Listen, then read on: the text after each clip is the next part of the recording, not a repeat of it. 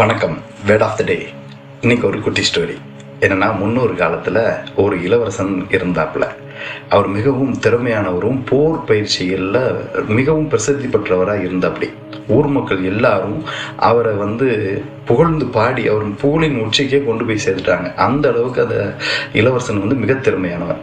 அப்போ கூட இருக்க நண்பர்கள் பேர் சொன்னதன் பேரில் அவர் மன்னர்கிட்ட போய், இளவரசர் எனக்கு இந்த அரியாசனத்தை கொடுங்க, நான் அந்த நாட்டை ஆட்சி பண்ணுறேன் அப்படின்னு கேட்க, அந்த பொறுமையான மன்னர் என்ன சொன்னார்னா, இந்த ஆட்சி செய்கிறதுக்கு உன்னிடம் எல்லா தகுதியும் வந்துருச்சா அப்படின்னு சொல்லி கேட்குறாரு. அதுக்கு அந்த இளவரசன் ஒரு எமோஷனில், எனக்கு எல்லா திறமையும் இருக்குது, எல்லா தகுதியும் இருக்குது, எனக்கு எல்லா கலைகளும் தெரியும், நான் எல்லாத்துலேயும் பிரசித்தி பெற்று விடலன்றேன், மக்கள் எல்லாருமே என்ன புகழ்றாங்க, நீங்கள் மக்கள்கிட்ட நீங்கள் கேட்கலாம், இவ்வளவு திறமை இருந்தும் நீங்கள் என்னை பற்றி இப்படி கேட்குறீங்களா அப்படின்னா, அப்போ மன்னர் என்ன சொல்கிறாரு, அப்போ ஒரு நிபந்தனை, அந்த நிபந்தனையை நீ சரி பண்ணிட்ட, செஞ்சு முடிச்சிட்ட அப்படின்னா உன்னை மன்னராக்குறதுக்கு, அரியணையில் உட்கார்றதுக்கு நான் சம்மதிக்கிறேன் அப்படிங்கிறாரு.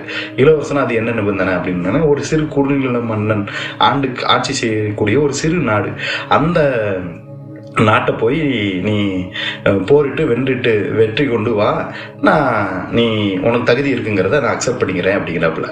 உடனே இளவரசன் தன்னோட எல்லா குதிரைப்படை, யானைப்படை, எல்லா படைகளையும் திரட்டிக்கிட்டு அந்த சிறு குறுநில மன்னன் ஆட்சி செய்கிற அந்த நாட்டை படையெடுக்கிறார். படையெடுத்தா போர் நடக்குது. ஒரு நாள் நடக்குது, 2 நாள் நடக்குது, 3 நாள் நடக்குது, 7 நாள் தொய்ந்து நடக்குது. அவரால் அந்த சிறுநில குல மன்னன் ஆட்சி செய்கிற நாட்டை கேப்சர் பண்ண முடியல, வெற்றி அடைய முடியல. 7வது நாள் இறுதியில் இளவரசனோட படைகள் தோற்கடிக்கப்படுது. இளவரசன் சிறைப்பிடிக்கப்பட்டு மன்னர்கிட்ட, அந்த நாட்டு மன்னர்கிட்ட கொண்டு போகும்போது அந்த நாட்டு மக்கள் இந்த இளவரசனை நீங்கள் எப்படி எங்கள் நாட்டு மேலே படையெடுக்கலாம், எங்களை நாட்டை கைப்பற்ற நினைக்கலான்னு சொல்லி கோபமாக திட்டுறாங்க, எமோஷனல் இருக்கவங்கள திட்டுறாங்க. இதெல்லாம் கேட்டது போறப்பல அங்கே போனோடனே அந்த மன்னர் உன்னோட கடைசி விருப்பம் என்னன்னு சொல்லி கேட்குறாரு. அதுக்கு அந்த இளவரசன் அந்த மன்னர்கிட்ட, உங்ககிட்ட நான் ரொம்ப ரிக்வெஸ்டாக கேட்குறேன், என்னன்னு, நான் அந்த மாதிரி இந்த நாட்டோட இளவரசன், எங்கள் மன்னர்கிட்ட நான் அந்த மாதிரி அரியணையை கேட்டேன், அவர் உங்கள் நாட்டை குறிப்பிட்டு சொல்லி இது பண்ண சொன்னார், அதுக்காக தான் நான் போர் தொடுக்க வந்தேன். ஆனால் எனக்கு அவ்வளோ திறமைகள் இருக்குது, என்கிட்ட அவ்வளோ படைகள் இருக்குது, இருந்தும் உங்கள் நாட்டை என்னால் கைப்பற்ற முடியல, உங்களோட போர் படை இதை வெற்றி கொள்ள முடியலை, அந்த ரகசியத்தை மட்டும் எனக்கு சொல்லுங்கள் அப்படின்னு சொன்ன உடனே சரி அப்படின்ட்டு மன்னர் இன்னொரு ஆப்ஷன் கொடுக்காரு. சரி, நான் உனக்கு ஒரு போட்டி வைக்கிறேன், அந்த போட்டியில் நீ வென்றுட்டினா உனக்கு அந்த ரகசியத்தையும் சொல்றேன், உன்னை உயிரோடு விட்டுறேன், நீ உன் நாட்டுக்கே திரும்பி போகலாம், ஓகேங்களா? சப்போஸ் அதை நீ தோத்துட்டினா உன் கழுத்து வெட்டப்படும் அப்படிங்கிறார். உடனே இளவரசன், சரி இப்போ சாத்தான் போகிறோம், அது என்ன போட்டின்னு கலந்துக்கிடுவோம், நமக்கு அந்த ஆன்சர் தேவை இளவரசனுக்கு, எதனால் தோத்தோம் அப்படிங்கிறது, நம்ம இவ்வளோ திறமைசாலினாலும் எதனால் தோத்தோங்கிற ஆன்சர் அவனுக்கு தேவை. அதனால் அவன் அக்செப்ட் பண்ணிக்கிட்டான். சரி அப்படின்னு போட்டி நடக்கணும். போட்டி என்ன அப்படின்னு கேட்டுக்கிட்டிங்கன்னா, ஒரு கிளாஸ் நிறைய தண்ணி பிடிச்சி தனது உள்ளங்கையில் வச்சுக்கிட்டு அந்த நாட்டை சுற்றி வரணும் இளவரசன். இதுதான் போட்டி. இதில் என்ன கண்டென்ட்னா, அந்த கிளாஸில் உள்ள தண்ணி சிந்தக்கூடாது. அவன் கையில் உள்ள சிந்திட்டா தோத்துட்டான், கழுத்து வெட்டப்படும். சிந்தாமல் அவன் ஆரம்பித்த இடத்துல இருந்து நாட்டை சுற்றி திருப்பி அதே ஆரம்பித்த இடத்துக்கு கரெக்டாக முடிச்சிட்டான்னா அவன் வெற்றி பெற்றுட்டான். அப்புறம் அவனுக்கு விடுதலையும் கிடச்சிடும், எதனால் இருந்து சொல்லுவான். இப்போ அந்த போட்டிக்கு தயாராகிறாங்க, கொடுக்குறாங்க. அதே மாதிரி இளவரசனும் கையில் கிளாஸில் டம்ளரில் தண்ணி ஊற்றி கையில் வச்சுட்டு நடக்கிறாரு. ஊரை சுற்றி வராரு, வைக்கிறாரு, செய்கிறாரு. எல்லா பக்கமும் நடந்து கரெக்டாக ஆரம்பிச்ச இடத்துல முடிச்சிட்டாரு. வின் பண்ணிட்டாப்புல, வெற்றி அடைஞ்சிட்டாப்புல அந்த போட்டியில். வெற்றி அடையும் இப்போ மன்னர்கிட்ட, இப்போ எனக்கு அந்த இதை சொல்லுங்க, அந்த ரகசியத்தை சொல்லுங்க அப்படின்னோடனே அதுக்கு மன்னர் திருப்பி அந்த இளவரசனை பார்த்து கேட்டாராம், இப்போ நீ கையில் கிளாஸை வச்சுட்டு நாட்டை சுற்றி ஒரு போட்டி வச்சுல, இதில் உன்னை எத்தனை பேர் உன்னை போற்றினார்கள், எத்தனை பேர் தூற்றினார்கள், யார் வஞ்சா உன்னை யார் வாழ்த்தினா அப்படின்னு சொல்லி அவர்கிட்ட கேட்காரு. இப்போ வலதுபுறமும் இடதுபுறமும் பெண்கள் நிறைய பேர் இருந்தாங்க, அவங்கள யாரையாவது பாத்தியா வச்சியான்னு சொல்லி கேட்காரு. அதுக்கு இளவரசன் சொல்றான், இல்ல நான் யாரையுமே பார்க்கல, யார் சொன்னது எனக்கு காது விடணும், அது எப்படி அதனாலதான் கிராஸ் பண்ணி வந்த அப்படின்னு சொல்லி கேட்கையும் இளவரசன் சொல்றான், இல்ல நான் வந்து அந்த கிளாஸ்ல உள்ள தண்ணி வந்து கீழே விழுந்துடக்கூடாதுங்கிறதுல நான் ரொம்ப கான்சன்ட்ரேட்டா அதை நான் கவனமா பார்த்துக்கிட்டு வந்தேன், அதனாலதான் என்னால் அந்த போட்டியை வெற்றி பெற முடிஞ்சது. ஸோ என் கான்சன்ட்ரேஷன் அதில் இருந்தது, அதனால நான் என் சைடில் யாரையும் பார்க்கல, யார் சொன்னது கேட்கல அப்படின்னு சொல்லி அவன் சொன்னான். சரி தம்பி, உனக்கு நான் விடுதலை கொடுக்குறேன், நீ நாட்டுக்கு போ அப்படிங்கிறாரு. சரி, நீங்கள் வெற்றி அடைஞ்சதுக்கு இது என்னன்னா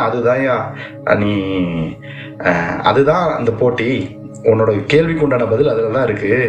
நீ எவ்வளோ பெரிய திறமையான ஆளாக இருந்தாலும் உன்னுடைய கவனம் உன்னுடைய குறிக்கோள்ல இருந்துச்சு அப்படின்னா உன்னால வெற்றி அடைய முடியும்.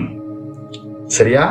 ஆனால் உன்னை சுற்றி இருப்பவர்களோ, உன் கூட இருப்பவர்களோ, உன்னை தூற்றுபவர்களோ, உன்னை போற்றுபவர்களோ, அவர்களிடம் உன்னுடைய கவனம் போச்சுன்னா நீ எவ்வளவு பெரிய திறமசாலியா இருந்தாலும் உன்னால் வெற்றி அடைய முடியாது.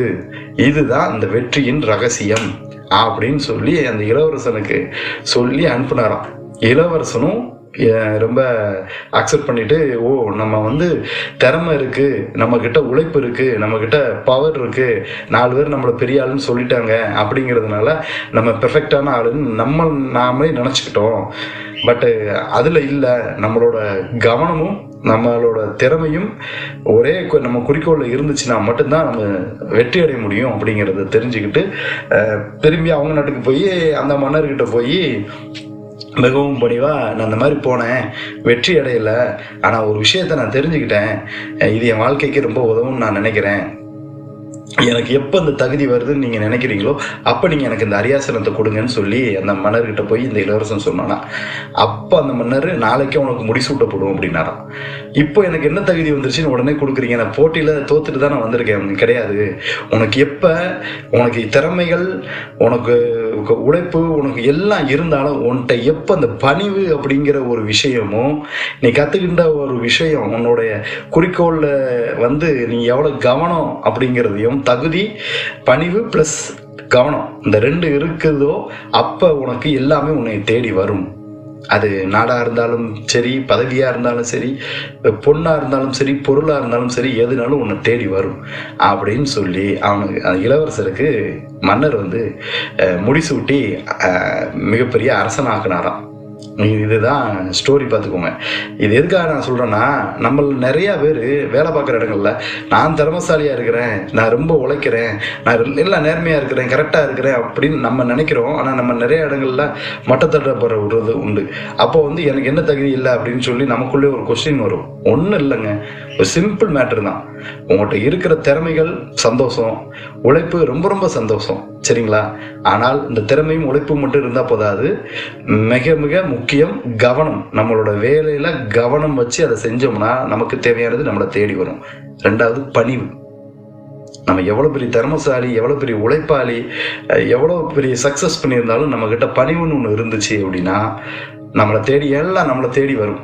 நீங்க எதையும் தேடி போக தவிர உங்களை தேடி வரும். நன்றி, வணக்கம்.